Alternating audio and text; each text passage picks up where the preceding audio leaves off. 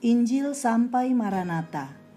Tuhan tidak lalai menepati janjinya, sekalipun ada orang yang menganggapnya sebagai kelalaian. Tetapi ia sabar terhadap kamu, karena ia menghendaki supaya jangan ada yang binasa, melainkan supaya semua orang berbalik dan bertobat. Tetapi hari Tuhan akan tiba seperti pencuri. 2 Petrus 3 ayat 9 sampai 10a. Sahabat Iktus yang dikasihi Tuhan, Maranatha berasal dari bahasa Aram, yaitu "Ya Tuhan kami, datanglah".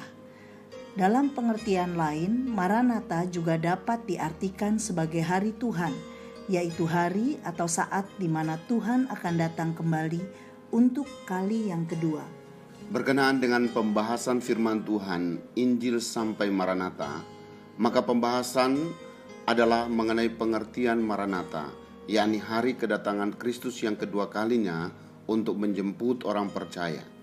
Di dalam 2 Petrus 3 ayat 1-16 ada beberapa peringatan yang harus diketahui dan dilakukan oleh orang percaya supaya senantiasa berjaga-jaga dan siap sedia menantikan kedatangan Tuhan.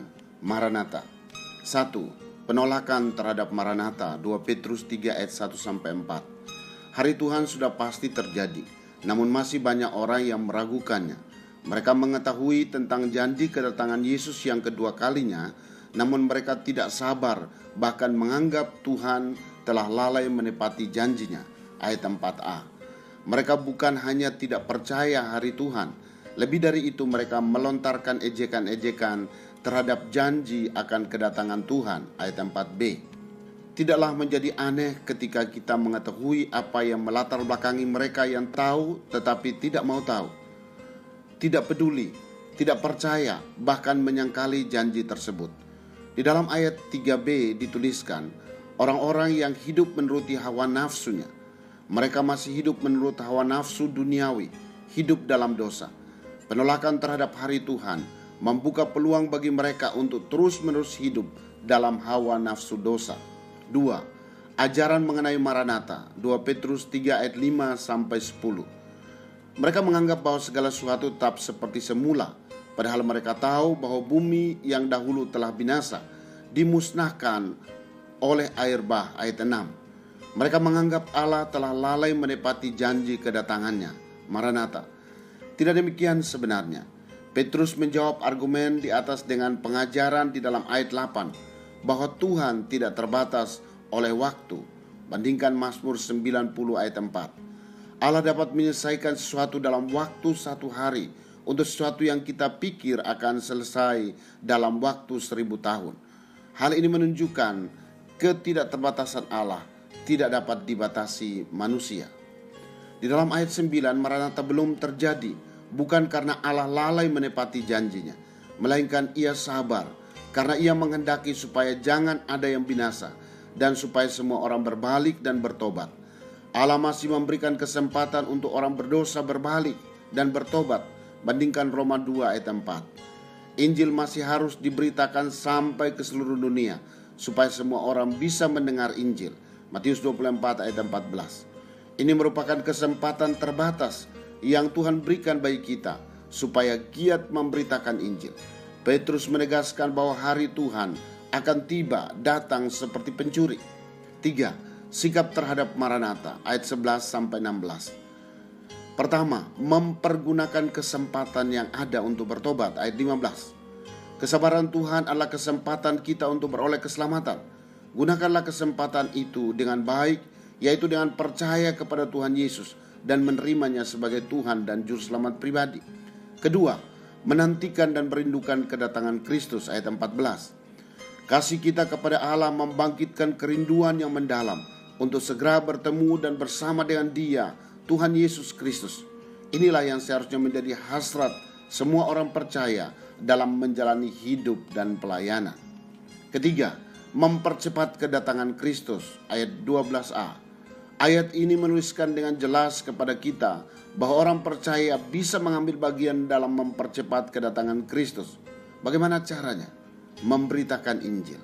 Saat ini masih ada sekitar 7.000 suku yang terabaikan, yang belum mendengar Injil, dan sebagian ada di wilayah yang terjangkau oleh kita. Gelombang pekabaran Injil sedang bergerak dengan cepat di seluruh dunia. Di manakah posisi kita? Apakah kita terlibat atau malahan menjadi penonton? Bagaimanakah respon kita? Aktif dan berkobar-kobar, atau malahan pasif dan menjadi dingin? Sahabat Iktus, kata tiba atau datang ayat 10 menekankan kepastian akan hari Tuhan, kedatangan Kristus.